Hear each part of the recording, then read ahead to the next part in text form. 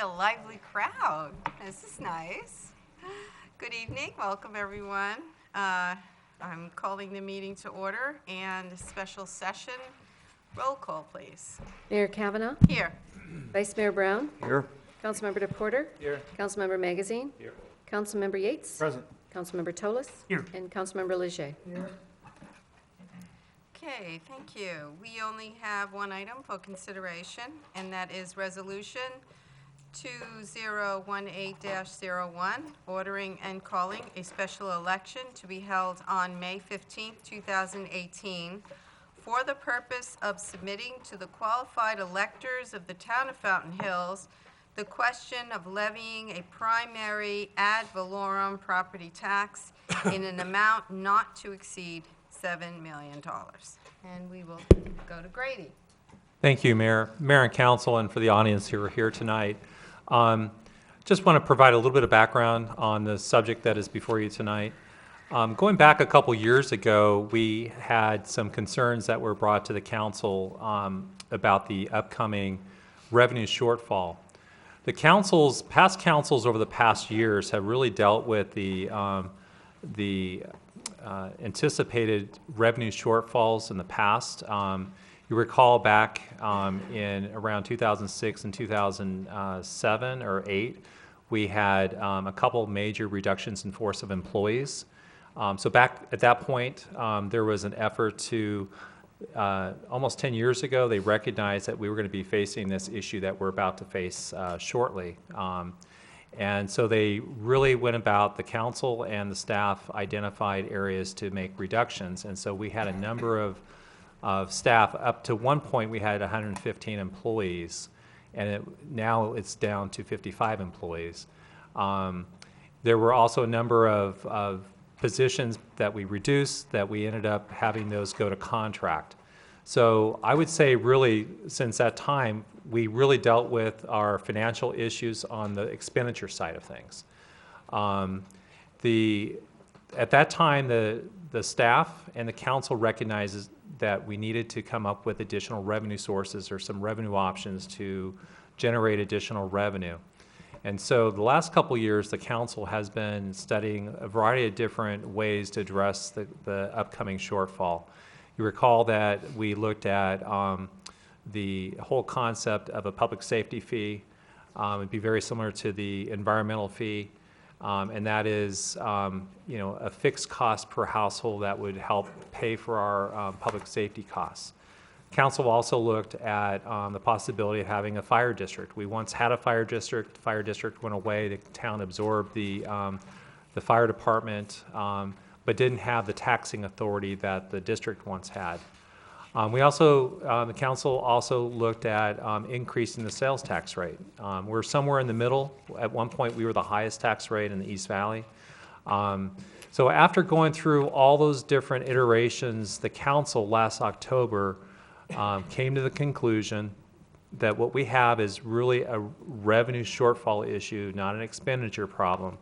And they unanimously decided to have the voters decide on a primary property tax. And so in November, the council acted on a resolution, Resolution 2017-47, referring the $7 million primary property tax question to voters, and they set the date for a special election to take place on May 15th. Due to a change in state law that went into effect this year, we're having to have a second pass on this. In other words, the council needs to take a second vote on this matter because of the requirement for noticing the public. We immediately did that once we were made aware of this, right after the council took the vote on this in November. So before you tonight, I'm going to go ahead and call on our finance director to give a brief presentation. And as part of that, he's going to give a presentation on the financial situation facing the town and what has led up to this decision at this point in time. And then afterwards, later this evening, after there's discussion, then we'll go ahead and provide the council and the public with our public information plan to try to get the word out about the election and information that the public can find out more information about the proposed primary property tax. With that, I'll go ahead and turn it over to Mr. Rudolphi. Good evening, Mayor and council members. A lot of what I'm going to be presenting tonight has been presented previously, so if something is not clear or like a further explanation, I'd encourage you to ask as we go through the slides, but I will be happy to accept questions at the end. So as town manager mentioned, we are facing some issues, primarily because our costs are rising and our revenues are not. So a lot of the items listed here are those things that we anticipate are going to be drivers of our expenses going forward. We currently are devoting $2 million to a pavement management program. What we need to do is we need to increase that pavement maintenance by $2 million. And in addition, we need to add another $2 million for pavement replacement for a total of $6 million annually. That will help us maintain our current roads as well as do actions and preventative treatment to our new roads such as Saguaro and Shea so that they can be maintained in a manner that we would like. Public safety costs are increasing. We have a contract with Rural Metro that provides for an annual 3% increase. We also are on a cost reimbursement basis with the Sheriff's Department. We are projecting a 5% increase annually. However, that number is unknown until we get the notice from the Sheriff's Office. We have not received that yet. We do not know the effect and impact of the public safeties and pension retirement system. So that is a variable that until we get the next bill, won't have a good feel for what those costs are. We need to continue to fund our capital reserve program, which is our facilities replacement fund. It was projected at $960,000 annually. We have made some contributions, but going forward, we will not be able to maintain that level of contributions. And then we have in our infrastructure improvement plans a new fire station number 3. And we'll need to have staffing costs as well as operating costs for those new stations. Here's how I project our 10-year plan to look like. Councilman Magazine? have a Craig, did you say question? you wanted us to wait or to go as, If I'm on that slide, I just as soon have the questions. okay. I do have questions, and I did share them with both Craig and Grady. I think we have to be absolutely certain that what we put out to the public is clear and transparent. And I look at these major drivers, and it says 10-year cost, $20 million.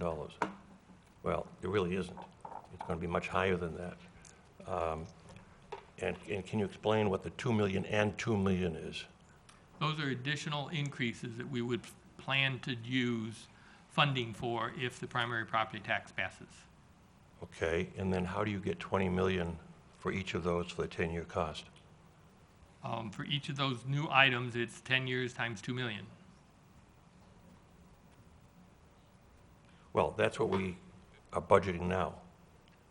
What about the additional 4 million? This is the additional 4 million. We would like to do, and we need to do these things. We don't have funding to do that today. Okay, maybe I'm the only dummy up here, but I'm having trouble following that. And others can speak up, and perhaps there's a better way to portray this or with a footnote or something. Yeah, I mean, to your point, Councilmember Magazine, so this is the incremental increase. So currently, right now, we're budgeting $2 million a year. Roughly, that $2 million comes from the gas tax that is dispersed to us through state shared revenue. But the $4 million that you see up there is the incremental increase, and that is a driver to the budget of what the finance director was trying to explain. So maybe you're right, maybe some sort of a footnote or some other way. I had talked to another council member about the same question that you have tonight, and after I looked into it, it became clear to me that, because I was going to go ahead and just make that change to just 2 million, but it was clear to me that this is the incremental increase if the primary property tax did go through. Yeah, I do think it needs to be made clearer. Because what this is really saying is that we have the needs, but we don't have the resources at this time to do that. And so those are drivers. Madam Mayor? Councilman Yates? Maybe another way of saying this is, these are expenses incurred that we don't presently budget for. We don't, these are things that we're not funding. Correct, This is how we're gonna use, if this goes through, how we're gonna use this to spend. correct. Well, and we actually have a slide as he goes through that shows the sources and uses, to your point. Okay. If All I right. may- Mayor, if I may, this is not on this slide, but it's in the staff summary before this slide. And I did raise this earlier. In two places under the staff summary, and the reason I'm raising it is because this stuff will become public. I think the wording's critical, and it says, resulting in an average deficit of $6.4 million over the next 10 years.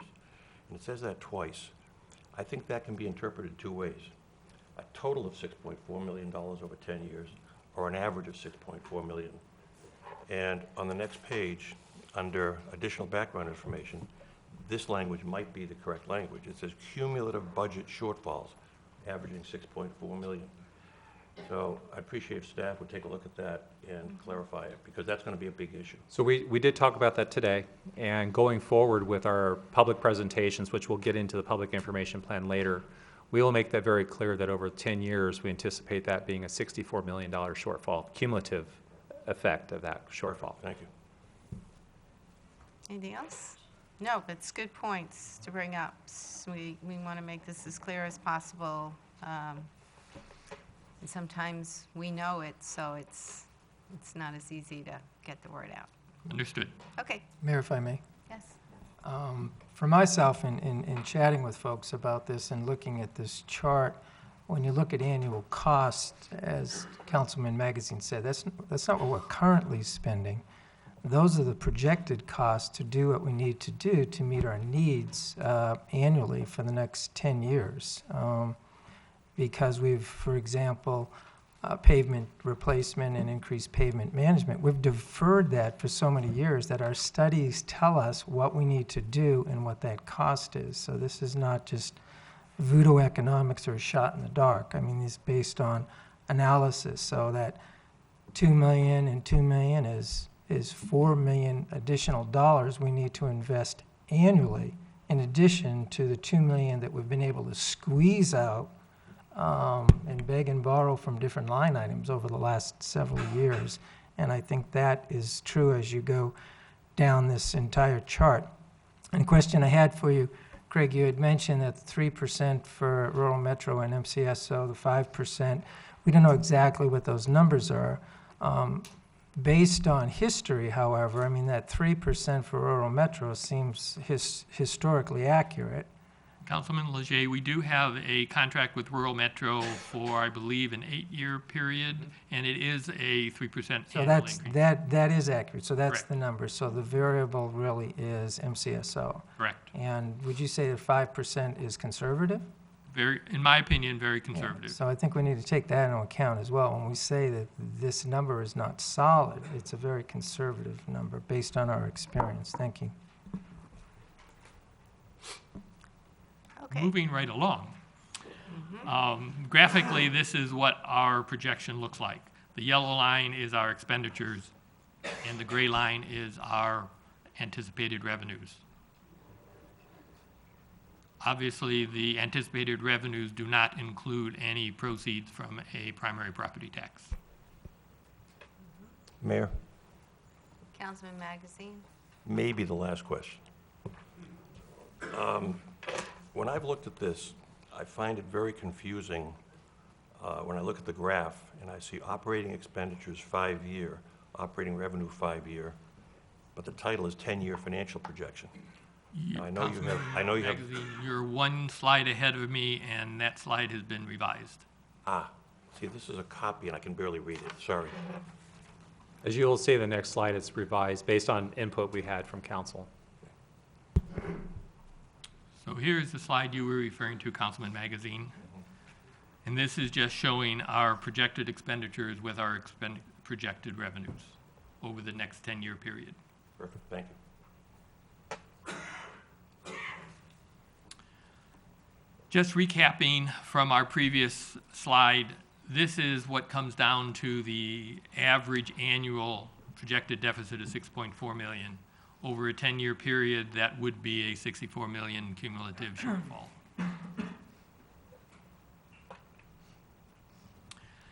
This slide I found in doing my research. It was originally presented to Town Council in 2006.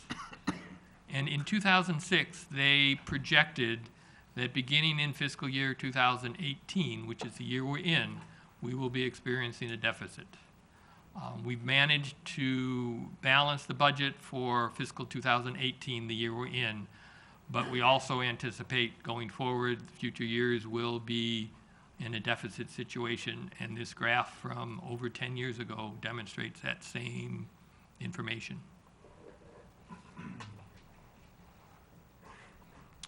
So as the town manager mentioned, over the last 2 years, here are the things we've tried, talked about, considered, researched, studied, presented to council, and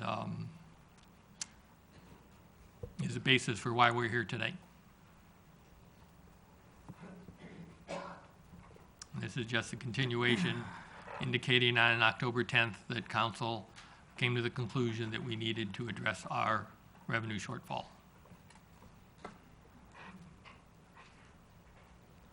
It would be a primary property tax, would require a vote, and I've just presented the assessed valuations for the current year and the prior year. New assessed valuations will come out next month in February, and those new valuations will be the basis for the tax levy if the property tax passes. Craig, I think the most misunderstood part is the assessed valuation. People are thinking how much I bought my house for, what it's worth now. Wow, this is going to. Could you just briefly tell people how they can find out what their assessed valuation is? We have a slide later on that will give instructions. I don't think it's we have something on our website that Okay. will walk the citizens through how to go to the assessor's website, Good. look up their property value. There are two values. There's something called the full cash value, and that's what people would expect their homes to be worth today. Typically, it's lower than what you think you could sell your house for, but it's what the treasurer calls the assessed value, the full cash value. There's another number called the assessed limited property value. That number is typically 75 to 80% of the full cash value. And that's the basis, and that's the number that's used in presenting this $444 million number. That's the assessed valuation. To calculate the tax, it's a formula. You take your full cash, your limited property value times 10%. That gives you your assessed value. Your assessed value is then multiplied by the tax levy, which is then divided by 100. Go figure. Could we get something that people could just plug their numbers in? Absolutely, and we have made something up Okay. called a property tax estimator. Good. That is Okay. going to be, or is on our website. You'll see it tonight later, and it's really a great tool. It not only shows the primary tax, property tax, but the secondary, and then it shows all the other entities that they charge. So it will be really good for people to see that. Good. Thanks. So based on a $7 million property tax levy, and based on the limited property value of the homes, these are the estimated annual tax and the monthly amounts. This information will also be available on our website. Mayor, Councilman Magazine. on the website, this calculator, whatever you call it, is it possible to include the impact of the retirement of bonds? In other words, everybody's payment is going to go down, as I understand it, as these bonds are retired, correct? That is correct. We were going to be using that information, and again, when we get through this, talking about public information, that is something we plan on mentioning during the public meetings that we hold. And also, we're contemplating having an informational video on basically the upcoming election that provides background information. And so that will also be mentioned in that, because it does reduce people's taxes by the year 2020. It would be significant because the secondary would go away. So, and people would see it's not as bad as they think it's going to be. Thank you. Good point. Now, Craig, this shows monthly amounts, but we know that taxes are twice a year. Correct. They are due in October and March. So is there any option for people to pay by the month if that's better for them? There is not. There The isn't. assessor's office, treasurer's office collects the taxes, and you can pay the full amount in October, or you Yeah. can pay partial and pay the second remaining amount in March. But Mayor, if I may, there's a number of us that have, our taxes are already impounded with what we pay. So I think most people who have mortgages that have their impounding will end up being able to pay, when they pay their monthly mortgage, they'll be able to pay the monthly pro rata share of their annual taxes. That's how it is for most people that have They mortgages. have mortgages? Okay. Thank you. Anything else before we go on? Mayor, if I may, yes. Craig, along the lines of what Councilman Magazine had mentioned, we do have, if people do look at their tax bill, secondary tax, there is a tax for what's called refinanced bonds, and there's another tax for the road bond. And it's clear that the refinanced will be expiring in, July 1st, 2019, and the road bond will be expiring July 1st, 2020. And I know we've had this conversation earlier in the week, and asked you to run some numbers. For example, do you recall for an estimated limited value, let's say medium home price of $250,000, limited property, it looks like the annual property tax is $393.57. By 220, do you recall how much that would drop off by? I believe it's a little bit in excess of $100. Yes, it's $106. So I think it's important to recognize that there will be, those tax will be dropping off. That is correct. And I think that can be substantial as you start moving down the chart. So just wanted to clarify that. We'll be getting charts forthcoming. However, this is on Channel 11, so why not get the information out as soon as possible? As much as we can. Absolutely. Thank you. Good idea. To Councilman Councilmember, Yates. I Oh. apologize. No, go ahead, please. I was going to say to Councilmember Leger's point too, each year our assessed valuation grows. And so what that basically means is that the building valuation of our entire community will increase.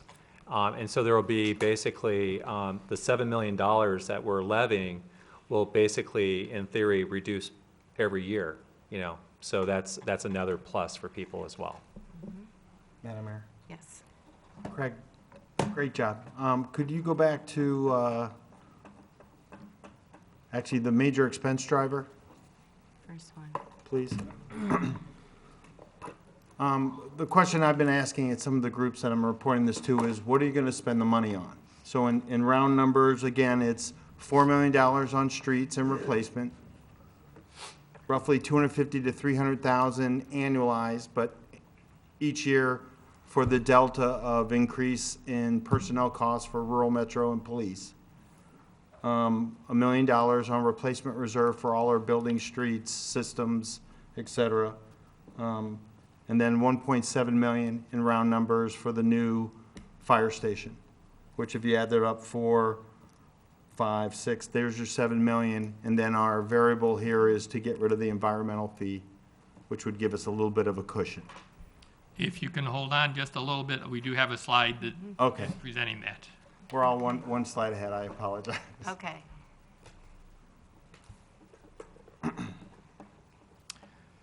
So here's what we're doing next. We're going to talk about a public information plan.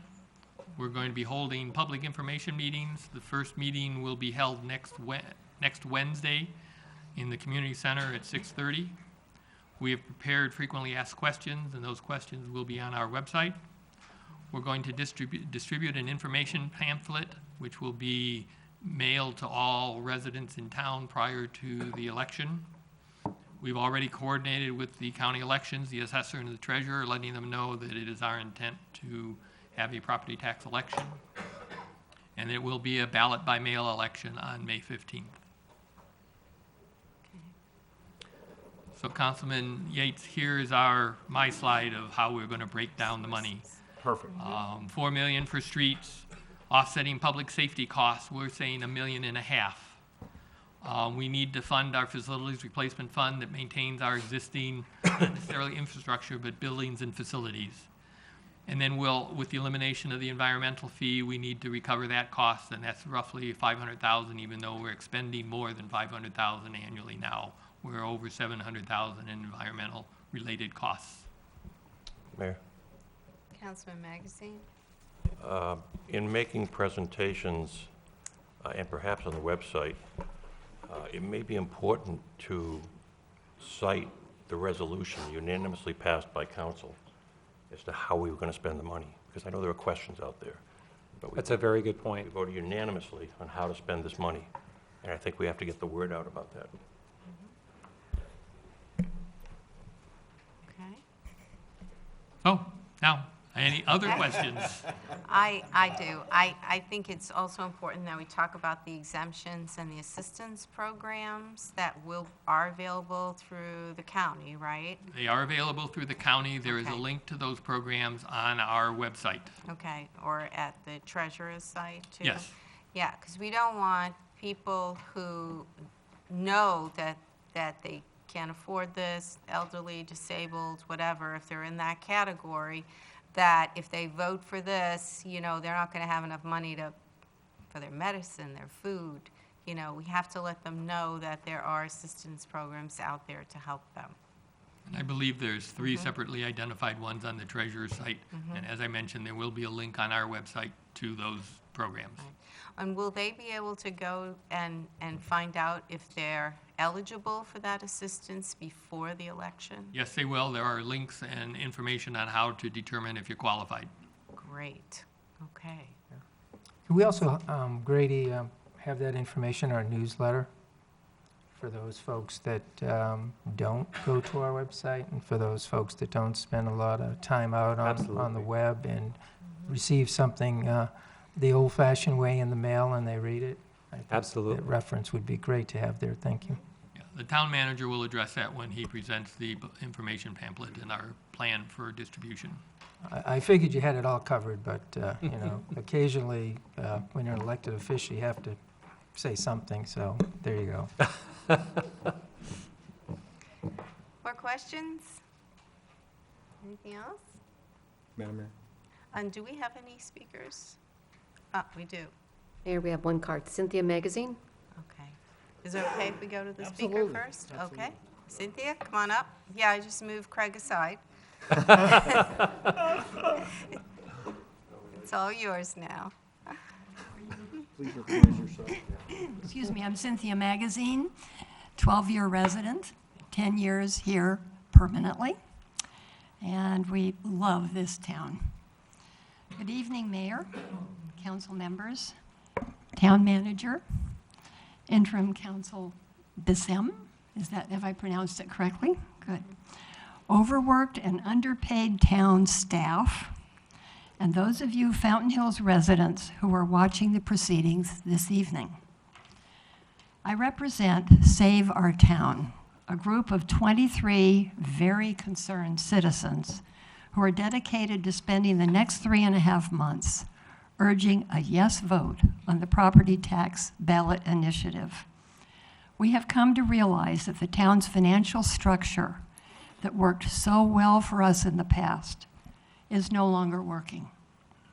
Development fees cannot sustain us as they did in the past. Our portion of state-shared revenues is declining. Our sales tax, already one of the highest in the valley, is not enough by itself to make a difference. We recognize that some of you on the dais have come to this conclusion quite reluctantly. You have wrestled with lots of options in good faith, trying to find ways to solve our dilemma without asking the voters to help out. With the national mood for tax cuts, it is hard to turn to our own electorate and ask the opposite, to increase their contribution to the public good. But there's no longer a workable choice. 10, 15, 20 years ago, we built our homes here. They were brand new then. Now there are signs of wear and tear. It costs money to fix things as they begin to wear out. When the cost of those repairs increases, but your income doesn't, where do you find the money? As a homeowner, the answer is not always easy. The very same is true for our town. So it's time to ask our fellow residents to help out. It is time we all help share the load. Year-round, we have fire and sheriff protection, whether we're here or not. Year-round, our roads are used and begin to wear out, whether we're here or not. Year-round, our fountain rises in the air 15 minutes a day, 12 times a day, 365 days of the year, whether we're here or not. Year-round, the town's children need our parks, places to play, a library to go to, whether or not the rest of us are here. So let's all pitch in. The property taxes we will pay under this tax proposal pale in comparison to property taxes in other states, including Mississippi. It turns out we have it really easy here. Even with a tax increase, what we will have to chip in is small compared to the rest of the country. Let's save our town from the downward financial spiral that is becoming our lot. Let's spread the support among all of us to keep the individual price low. What we are asking is only fair. Fountain Hills is special, beautiful, the gem of the valley. Let's keep it that way. Our committee, Save Our Town, commends you, the council, for the brave but necessary step you have chosen to take. Now our job as citizens is to support your decision and help us all get to a more sustainable financial footing. Thank you.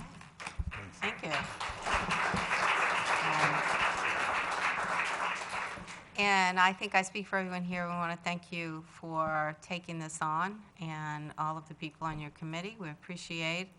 And I just recognize all of you as people that love our town and want the best for it. So thank you very much. No relation, right? She's a lot smarter than I am. And Councilman Yates, you have a Thank you. question. Craig, may I borrow you again? Back up. Another thing, and Cynthia, thank you very much for that. One of my presentations, I brought up comparative analysis, and we talked about this, but if we could in all of our materials show the list of where we are. We have zero primary property tax. A lot of folks, because you pay tax, and everyone pays some property tax, but it's not primary tax. And so if we could show that list as well as the sales tax, where we, and I always compare us to just the East Valley, because no one's going to make a buying decision going to Fountain Hills or, say, Avondale or Buckeye. So if we just compare us, because it's very telling when you see that list and we're the highest in sales tax and the lowest in property tax. And then, Craig, just to you in your research, and I almost want to ask this to Cynthia, any other questions or any other input that you can give or anything else that we should be considering when we go out there? Because I know everyone on the dais here has been asked by several groups to come give a presentation. Councilman Brown had a great analogy of basically $1 a day when all things considered. But is there anything else that you can share with us or give input on? Nothing that comes to mind. I would encourage council to review the frequently asked questions. There's a lot of information in those questions. They may raise more questions, and we're more than happy to address the additional questions that are raised from that. And as we have these informational sessions, we could get more input from people who are whatever they're confused about, and then we can add more information on as we start to do that. Absolutely. I view my challenge is to address the questions if it's clear to me, but people still have questions, I haven't done the job that I need to do. So I will endeavor to take all the questions seriously, rephrase the answers, come up with another example, do something so that everybody understands. Great. All right. Awesome job. Any other questions for Craig? Anything else? No other speakers? Councilman Yates? You're looking for a motion? I certainly am. Well, Madam Mayor, if- I move to approve Resolution 2018-01. We were going to just briefly discuss the public information plan. I which is apologize. the second half of tonight. I apologize. I will hold off. So, Mayor and Council, as part of this, as you can imagine, it's going to be a very daunting task to make sure we get out there and get the word out on this and have factual public information for our residents who live here. So we have, my staff and I have identified a variety of different ways to reach people. Obviously, first and foremost is that we're going to have 4 public meetings, and if we need to have more, we'll have more. But what is essential is, in addition to the staff and I being at all those meetings, I think it's absolutely essential to have at least, on average, 2 or more council members at each of those meetings. And the reason for that is, whereas the staff can provide the factual information, if you wish to advocate or state your opinions or tell the public how you arrived at this conclusion, I think it would be very powerful. And the fact that this was a unanimous decision to take this to the voters is very powerful. So we have 4 meetings. The meetings are February 7th, March 8th, April 11th, and April 30th. In your packet, there's also a sheet that basically has some key target dates. To get the word out on these meetings, we have 2 postcards that we're going to be sending out. The first one will not be coming out until after the first meeting has passed, but we will have that go out, and then we will have a second postcard that will go out to every household in town. We also have, as you remember, that publication called Fountain Hills First. It's our community newsletter, and that is targeted to go out next month, and then we'll also have another issue come out in April. The first, the next issue of that does have a story, a headliner story about the decision on the primary property tax, and provide some basic background information. And we'll add some of the comments that Councilmember Leger had regarding that newsletter as well. We're also contemplating, and I wanted to get your feedback on this before we just do it, because we don't want to get any negative, people have been very sensitive about the town expenditures and spending money. But I do think, as I mentioned earlier and tonight at the meeting, is that we do need to have some sort of a public information video. It's not one to sway people at all. The purpose of it is not everybody attends meetings, reads newspapers, or goes to websites. So we would have this air on Channel 11. It would also be available on our website, and it would be basically providing background information on the current town's finances, provide information about the election and how they would be able to vote in an all-mail ballot election. And then the key part of this, in addition to all the other things that we'll have in this video, is that we will also show people how they can look up their limited property value on the assessor's website. Because I'm very concerned that people, when they see the calculator, they're going to just put in their market value of their homes. And as you know, that's going to show probably an inflation of about 20 to 25% more than what they would actually be paying. So if you're okay, if the consensus is that go ahead with the video, then we'll go ahead and do it. We've already made contact with a video producer who has done our economic development videos in the past, as well as our tourism videos. So we're talking about a 2-minute video at tops. And then on our website, where the calculator is, we just have a clip of just that portion, how they can find that information, so they don't have to see the full 2 minutes. If that's fine, then we'll proceed with that. I think a video is a great idea. I know anytime you search the web for something, there's always a video that shows you how to do it, how to find something on your phone. I mean, this would be great. People look for videos. They like the visual. And I think when you see the website's amazing, but there's a lot of content, and What the video is going to have is people can see in 2 minutes and get what you see on the website all in 2 minutes, I and think it'll be that's a great quicker. idea. Councilman Yates?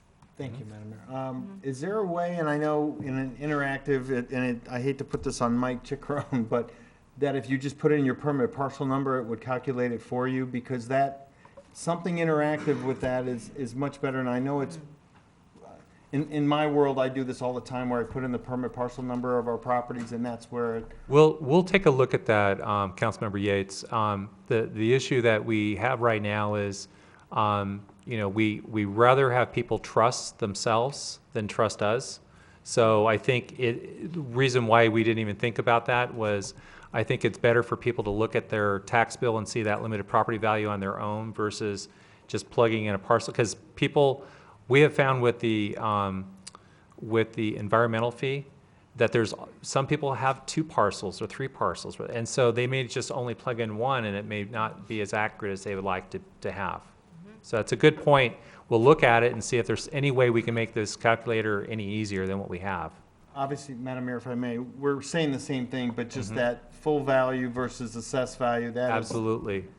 it's not as easy as everyone thinks. No, it's funny, you think that, in a state where it's very low taxes and we have a very complicated, usually you think in a high-tax state, they're going to have it very complicated, so you can never really figure out what you're paying or how much you're paying.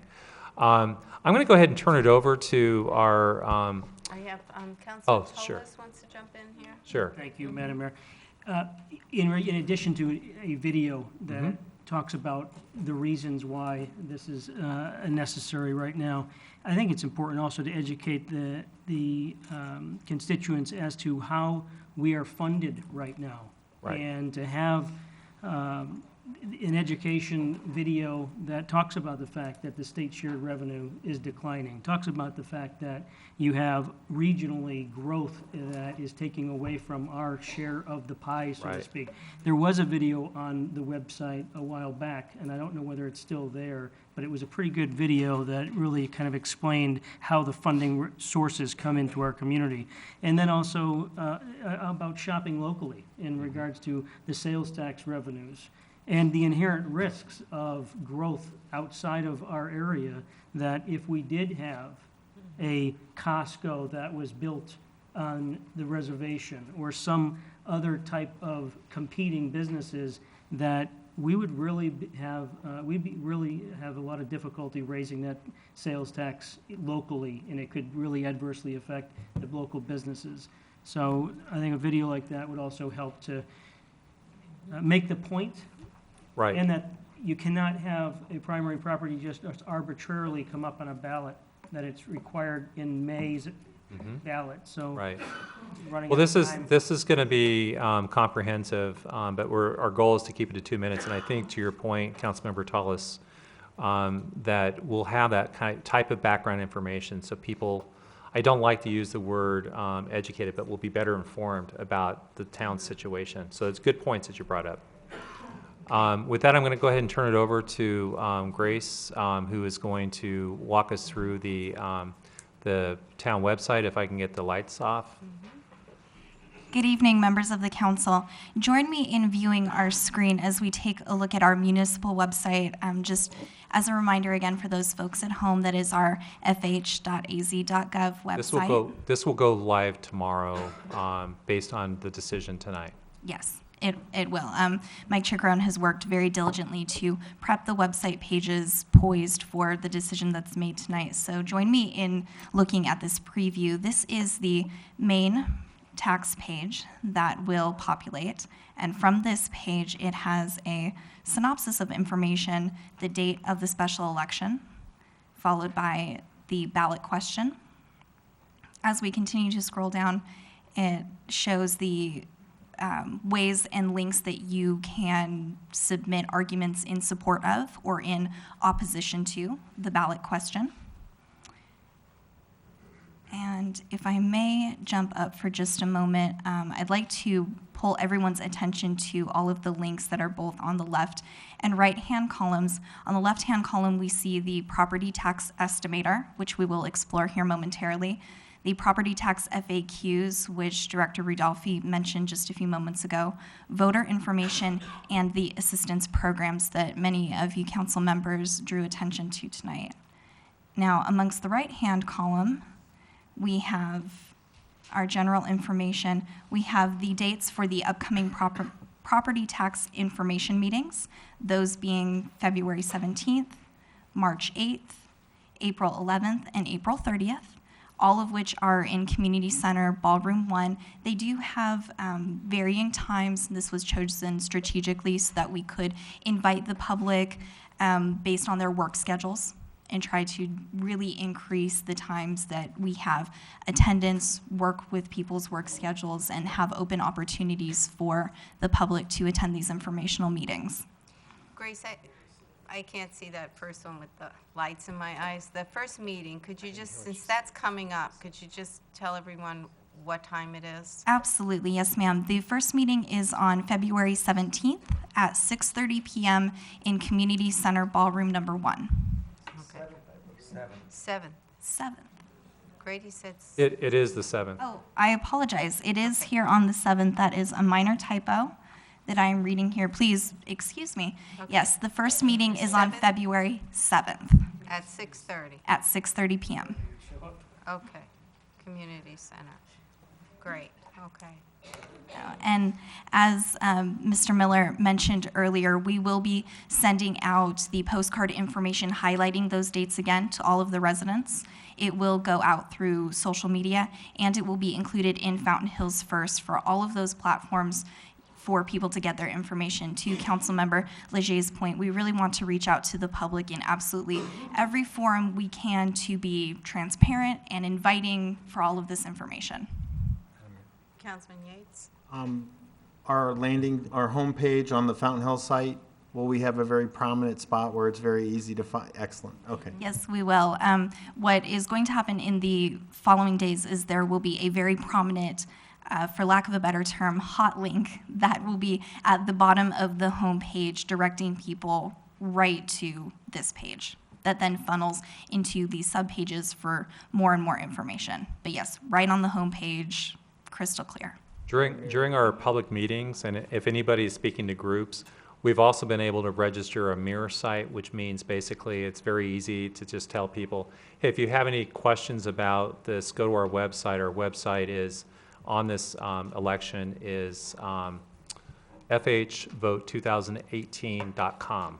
That is correct. And it will take you to our .gov. It's a mirror site. So that's easier for people to tell than we go www.fh.az.gov/vote2018. So it's just a lot easier. People are more adept to remembering something like that. So And it would come up on a search engine if they put in yes, that also? yes. Okay. Madam Mayor, if I may, and Grace, you'd be more apt to give us analytics, but why down at the bottom as opposed to up at the, the banner ad? To my knowledge, and this question is a little bit more fitting for Mike Chickarone, but the website homepage only has so many mechanisms and modules that can be manipulated. The bottom of the homepage was designed for some of those larger call-outs that we want to have attention to. Generally, they are meetings, agendas, and special events. Currently, if you were to go to the homepage right now, there's a prominent section for Code Red. It just allows for larger space for more kind of iconic marks to click on. The modules were designed on the website that way. We're with a company called Civic Plus, and it's their format, and we're kind of locked into it. And so we can't really make too much adjustments. We have to kind of work within the formatting of this template that they've provided. So if I'm hearing, and that's fine, but I am hearing you correctly that in a perfect world, it would have been better if we could, we'll work on that in the future. Absolutely. Oh, the tangled World Wide Web Yes, that we exactly. weave. So Grace, why don't you go through perhaps to the top left and go to the estimator, because there have been some questions tonight, and we kind of see how that works. Absolutely. Just as a reminder, the estimator is one of the links from that homepage, both on the left and right-hand side columns. We want this to be as easy for people to use as possible because we think there's a high likelihood that this is going to be a tool that the public will enjoy using and will look to use. So we thought if we had the video clip just of how to find your property tax limited property value, it would be up at the top here that they could click on, view that, and then they can go to the calculator to make it easy for them to fill in these blanks. So you want to just kind of show what the page kind of looks like. So the top yellow or orange color you see there, that would be the limited property value that they fill in. And then could you read the question, the yes or no? Grace, I can't read it from here. Yes. So it does begin, as you mentioned, with the enter limited value, and then from there, the first yellow highlighted is a question that reads, is this your primary residence? It defaults to yes, but you may change that to whichever is fitting to your situation. The second highlighted section is a question that reads, do you live in the Eagle Mountain community? That question defaults to no, but again, you may toggle in that and indicate your home. So if they put that they're in the Eagle Mountain community, then the additional community facilities district property tax would show up on this as well. Fair. Councilman Magazine? Why do we ask whether it's their primary residence? If the tax passes, it affects 100% of the lots in town, as I understand it. Thank you, Mr. Rodolphe will join me. The treasurer offers there is a credit for primary residence, and without that, they would not receive it. So we have to know whether it's their primary residence or not. What do you mean a credit? A reduction in taxes. So if you are, let's say you have multiple homes and you live out of state, the state does provide some form of tax relief through the taxes that we pay in income tax and all that. So it comes back to property owners, and if it's not their primary, then they won't get that reduction on their taxes. Any likelihood that people would decide to change their official residence? I guess if you're paying a fortune in property tax, you wouldn't do it. If they want to vote? They want to vote, sure. State statute governs and dictates when and how you can declare your primary residence. And I can't say any more than that. I didn't really expect an answer. Thank you. So, Mayor and Council, so when you go down, these are the overlapping taxing authorities. So Grace, if you could just read what shows on the primary side, and if you go down below, the longer list is the secondary. But why don't you read what we can all see under the primary? Absolutely. Under the primary district information, it reads General County Fund, State Aid for Primary Residents Only, State Equalization, Community College, Fountain Hills Unified School District, Town of Fountain Hills Property Tax, which is the last line highlighted in yellow. So that would be the primary property tax there that, that the estimator has calculated right there in orange. And then go ahead and read the secondary the secondary property tax items. The secondary district information reads Central Arizona Water Conservation District, Fire District Assistance District, Flood Control District, Library District, Maricopa County Special Health District, Fountain Hills Unified School District overrides, Community College bonds, Fountain Hills Unified School District bonds, Maricopa County Special Health District bonds, and finally, Town of Fountain Hills bonds. Okay. If we continue to scroll to the bottom, you'll then see the very bottom of the calculator, which shows the grand total estimated property tax. The highlighted yellow section in the middle is the impact of Fountain Hills primary property tax, followed and completed by the grand total without Fountain Hills property tax. Questions for Grace? Yep. Yes, Councilman Porter. Thank you, Mayor. Maybe I'm not seeing it at the very top. I know we've talked about the fears of someone instantly just putting in what they think their home is worth right there. Right. Is there a link to the county where they can find their value, right, where it says You know limited what? property value? That's a really good point. I don't believe, do we have the link up there? We do. From the main page, which we just navigated away from, in the right-hand corner, under additional resources in the link section, there is a link that reads locating property tax information. When you click on that, it downloads a PDF that walks you through the steps of how to do that, as well as links to, I believe, the assessor's website. So to Nick's point, Councilmember DePorter's point, I do believe it needs to be on the estimator page so they don't have to go back or I miss think you that. just like right at that where it actually just says limited property value Yeah. there is where it's highlighted. Click It looks here. like you want to click it really bad. We So wanna- that Yeah. people can figure out it's not what I think my house is worth, because you're totally right. That's Right. the first thing that they'll go. So Craig, probably what we want is instead of just taking them to the assessor's office, we want to take them to where the search engine is, where you just plug in your name or your address location. So, When you go to the assessor's site, it pops up with a search box, which is where you would type in your address, your name, to the main parcel page? number, so it's right, you'll see it as soon as you click on the Okay, link. perfect then. Thanks, Nick. Good idea.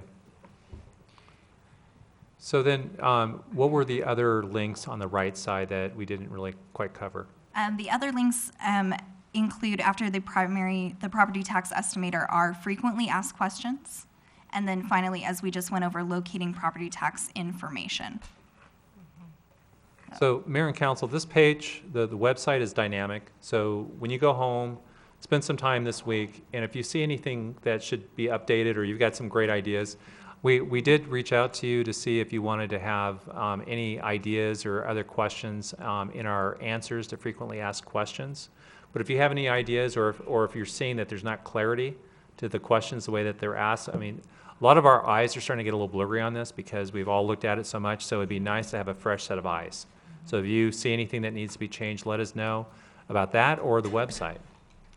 Yeah, I just on the website, I was looking at the first page, and of course, the code red jumps out at you, and then you have the little list of hot topics, but couldn't we put it under newsflash instead? Like the first newsflash is what is wayfinding? Could we put it there with the little paragraph saying that, this is where you find the information about the primary property tax, and then you click read on, and then it links over, because it's a little bit more prominent than the little list on the side. We'll work Sure. with our IT administrator to fix that. I think the concern with the news flash is anytime you add any new updated news flashes or anything Right. new, then it gets kind of pushed aside. And so it's the latest item that shows up there, correct, Grace? That is correct. It works as if a carousel. It pushes items through in Newsflash. If Oh. I remember correctly, our intention, and I would need to check with our IT administrator on this, but our intention would be for the season of this topic to replace the code red section with the section for, That would be a good idea. Yes. Just like I said, the thing that pops out is code red, and then people might think that all those, without even looking, they're gonna think all those things are related to code red. exactly. Okay, Grace is working would on a be good. graphic for the election, Yeah. and we believe that graphic in place of where it says code red that would be good, would be a good place for because it. that really stands out. Absolutely. A nice call out to a visual piece so that people understand where to click on the homepage. To Councilman Yates' point, we're not asking people to navigate too deeply. That can be confusing. So simply from the homepage. Okay. Okay, anything else now, or we're all gonna look at this and see if we come up with any changes? Mayor, yes, I have a Something question else? for our town clerk. Bev, looking through the materials, it distinguishes between a drop-off center at Town Hall and a ballot center at Community Center. Could you distinguish those two? Because I think it's a bit confusing. In that Town it, Hall will not be a voting center. Mhm. We are having the ballot by mail, and it'll be similar to what everyone experienced during the school district election. Mhm. The vote center, and that's where people will vote, and will be held over at the community center for 10 continuous days, Okay. including weekends. So can they pick up a ballot at the community center? They can't pick it up, they can go there and vote. They have Okay. to be ready to vote in person when they go. So But it- everyone will be mailed a ballot who is registered for this election. So they simply need to vote that ballot. They can either drop it off at Town Hall, or they can go to any vote center that's open during that period of time for that election on May 15th. Okay, thank you. Okay, and they have up to May 15th to drop it off, if they're May dropping it 15th off? is Election Day, and the They vote can centers drop all it over off. Maricopa County will be open from 6 a.m. to 7 p.m. Yes, Councilman DePorter. Thank you, Mayor. Are we planning, can we Facebook Live any of those public town halls, or is that too much drama to do all that? It's so funny you should bring that up because that was a topic of discussion during staff's meeting. We're looking into seeing if we have that literal technological capabilities. As we jokingly mentioned, when you hold up the iPad, it doesn't really convey the quality of video that we would like. So we're seeing if we have that technology available, and if we do, I think that would be a further discussion. We know that you can use mobile devices. I think the key is the way that the meeting's going to be set up is it's going to be, you know, the stage and the screen that we have, and the people will be there in the audience, but then that's one direction. And then we definitely would want to have people that are asking questions, so you have to, so I think it would be ideal to have it on a tripod and do this, and I would love to experiment, because you had mentioned to me what a cool thing that is. Well, the other cool thing about it is for the parents who can't escape the house, or for those who don't want to attend the meeting in person, you can actually participate through the comments on something like that, with a moderator, of course, getting all the dirty words out, for the questions, to see what's coming in from. So the questions come in electronically? Is that Yeah, what it so is? basically, you'd be live from the community center, and you'd really only get audio going one way, obviously. Okay. But anyone watching at home could type in and say, I have a question. Or when it's a Q&A period, you can kind of put it out there for the audience. we But will just- It's definitely- another interactive free, besides the labor and sweat it takes Sure. to figure out how to do it. We talked about it yesterday, and I would love to explore. It might take us a few meetings to kind of finesse how the meetings are going, the format, but I do think that's a great idea. It's something we haven't done before. Madam Mayor, Can I just finish? I was going to volunteer Oh, you yeah. to do this. I was gonna totally do it, yeah. I Sounds just. like he knows how. I don't know how to do it. Use your phone. I just wanted to say, you know, I didn't get a chance to thank Cynthia. You know, I'm a big Cynthia fan, and I'm a big fan of a lot of people I see in the room tonight who I think are here supporting, in support of you. If you're not, raise your hand. I'm just kidding. I don't want to. The town currently, you know, with the success of the school bond, really has an appetite, I think, to invest in the future of the town. So it's very easy for me to look at this through like the eyes of my kids, right? My very young kids, and how it's important to invest in the nice streets and our nice parks and everything we have. I think the common theme we've heard tonight is just to make this as clear and simple for everybody as possible. I think transparent could be the word, but really just to make it very easy, because people will ultimately vote with the pocketbook if that's how it feels, but you can also vote with the heart. You know, Denise Weinrich ran a very successful school bond campaign. You know, there's things that, there's different groups that you can actually leverage now. You know, we tried this 10 years ago. I think '08 was the last time. So it's been a decade. It's time to give it another shot, and I'm excited to put it back to the voters for a chance to invest in the town. So thank you for all the work.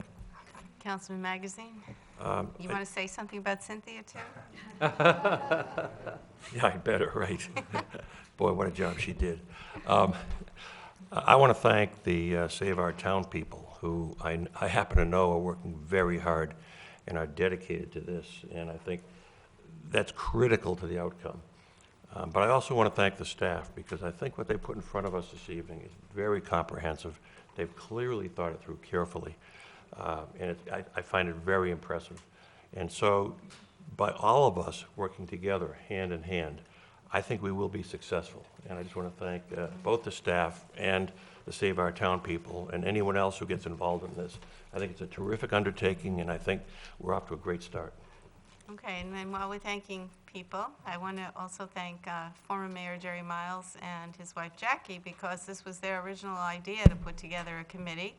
And then I know they found out that Cynthia was doing a committee, and then you joined forces. And I think that's great to have one with a vision. And that's why we're going to have success, is because everybody's got the same vision for a great Fountain Hills. Anything else? Grady, anything else? No, that's our report, Mayor. Thank Okay. you. All right, then. All I'm going to do then is call for adjournment. We need to make. Oh, we need a motion. That's right, you didn't do your motion. No, I really do want to yeah. volunteer Nick, though, for the, so Grace, Yeah. I'll add that to my motion. I move to approve Resolution 2018-01, ordering and calling a special election to be held on May 15th, 2018, for the purpose of submitting to the qualified electors of the town of Fountain Hills the question of levying a primary property tax in the amount not to exceed $7 million and declaring an emergency. Second. All right. All in favor of the motion? See, I knew it was going to be like that anyway. Mayor, right? 7-0. Good job, everybody. All right. Thank you, everyone, for coming. This is great. We don't usually have this big an audience. We really do appreciate all your involvement. Gosh, look at all those familiar faces, and all you people are, I know, involved in other things too. So it's great that you're putting your time into this as well. Okay, motion to adjourn? So moved. Second? All in favor of adjournment? We are adjourned.